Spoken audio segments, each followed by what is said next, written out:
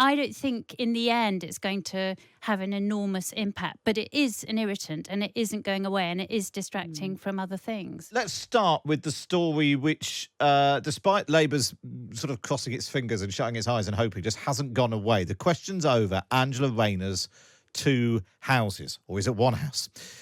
You'll remember that she had a house, her husband had a house, and she later sold her house, which she said was her own residence. It was her main residence, so she didn't have to pay capital gains tax. It was normally if you sell a second home, you do. But was she living in the house which is owned by her husband? The Mail on Sunday had new pictures and posts that she'd put on social media at the time saying it's nice to be home, and it was the home of her husband and not her home. So was it actually her primary home? And so has she broken both electoral and tax law when it comes to what she'd registered as her primary address? Well, her colleague, Shadow Foreign Secretary David Lammy, tried the everyone should just move on tactic when he spoke to Sky News yesterday. Look, I think there's a different arrangement and expectation for the Prime Minister than there is in this context. Okay. We're not yet in government. But there is...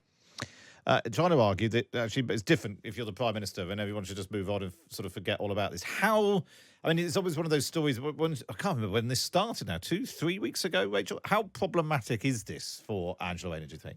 Well, first of all, I don't think you can say that different rules apply if you're in government or in opposition when it comes to sort of doing the right thing. So I don't agree with David Lammy about that.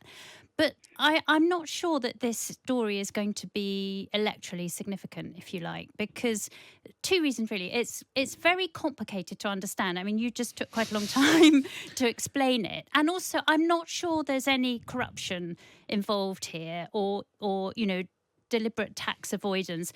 There's a complicated family situation, and I think a lot of voters are going to understand that, really. It's more about, having a sort of, blended family, different homes, 2 homes in a way. So I don't think in the end it's going to have an enormous impact, but it is an irritant and it isn't going away and it is distracting from other things.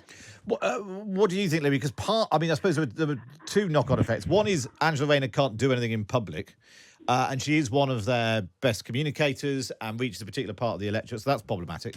And were it the boot on the other foot, Angela Rayner would be absolutely at the forefront of accusing a Tory MP of doing the wrong thing. Yeah, it's unusual for me to disagree with Rachel, but I actually think it does have a huge, huge impact. If it is true that both she and her husband each sold their houses as prime residences without paying CGT, then that actually does matter, because you don't pay capital gains if it's your prime residence. And that's a good lump of money, and everybody else has to do it. If you move out of your flat, because you've got married and then you rent your flat out for a bit to somebody and then you sell it on, you pay capital gains tax. And I think people are also aware of all this. And I think the whole weirdness of it, even in a blended family situation, feels as if she is somehow taking advantage of that and being unfair. And especially when she profited by right to buy on reselling. And in affluent people, good earners, that always feels uneasy, frankly. I always thought people should have to sell it back to the council, with a very small advantage, rather than the huge advantage that houses give. So I think it does matter. I think it registers. I mean, we should point out this actually all dates back to 2007. She bought the house. Then she sold it in 2015. She became an MP in the 2015 election, so it's sort of pre her, and she was a care worker, and then in the unions as well. But there was part of the problem is so complicated. There were two issues: did she pay the tax properly, and was she registered to vote at the address? And if it was a primary residence, she should have been registered to vote there and not at the other one. The Tories clearly are making hay with this, but I mean, partly having been on the receiving end of quite so much attack from Angela Rayner for all sorts of things, which previously they might have said, oh, no, it's all sort of fine. Yeah. In a way, it would have been easier, wouldn't it, if she'd have just come out and said, look, actually looking at it again now, maybe I should have done. I'm going to pay £1,500 because it was £1,500 in possible capital gains. Yeah, I mean, it's quite small amounts in the scheme of things, isn't it? Compared to, for example, the amount that Lord Ashcroft didn't pay in tax, quite legitimately because of being a non-dom. He was the person who highlighted this story in the biography that he published about Angela Rayner. So there is, in terms of the amounts of money, it's quite small. There is a problem for Angela Rayner because I think the issue is she's this symbol, if you like, of social mobility. So she came from this extraordinary background. Her mother was bipolar. She had a child at 16 and left school. Very, very poor background. And as Libby says, she benefited from the right to buy, bought her own home. In a way, it's a success story. She's a Thatcher girl. She's benefited from that right to buy policy that Margaret Thatcher brought in.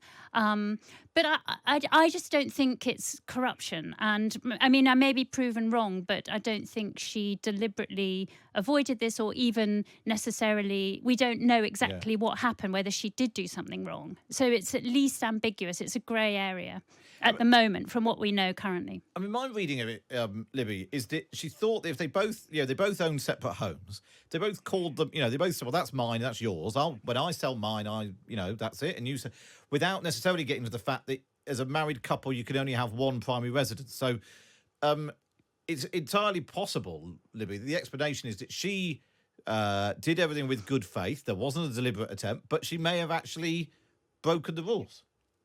Yeah, but you see, we all do this. I mean, I deal with HMRC a fair bit, having been one of these people that was forced to have a service company by the BBC, which actually made no real difference to the tax I paid. But the moment you think that you maybe have broken a rule, your accountant or whoever, you sort of says, I don't know, you say, oh, no, I'm so sorry. Here's the money. And I think that's what's missing in this case. There's the feeling that I'm Angela Rayner and I don't have to say sorry to anyone about anything. Okay, partly because of this difficult, wonderful background of hers. So I think, I think it just feels wrong. As a sort of potential Labour voter, it makes me uneasy. Though I think in every other way, she's rather splendid. But she says, of course, she's had legal or accounting advice saying that she didn't need to pay the tax. So I think there is a case that, that she should publish that and say exactly why that advice was given. We don't know exactly what that said. And all the time, it means that she can't, particularly in the run-up to local elections and so on, one of their most high-profile, well-known people aren't out there. Peter's been in touch saying Angela Rayner's tax advice no doubt enabled her legally to avoid tax. This is a question of hypocrisy, taking advantage of the evil Tory right to buy policy, then selling it at a profit. And then Tim says the Rayner story is just confected nonsense. Daily Mail just maintaining a non-story to smear her in Labour. You shouldn't be giving it oxygen. So I think we've probably covered the full waterfront there in terms of opinion. But I'm pretty sure that if it was a Tory who was in the same boat, it would be absolutely endless from the Labour Party.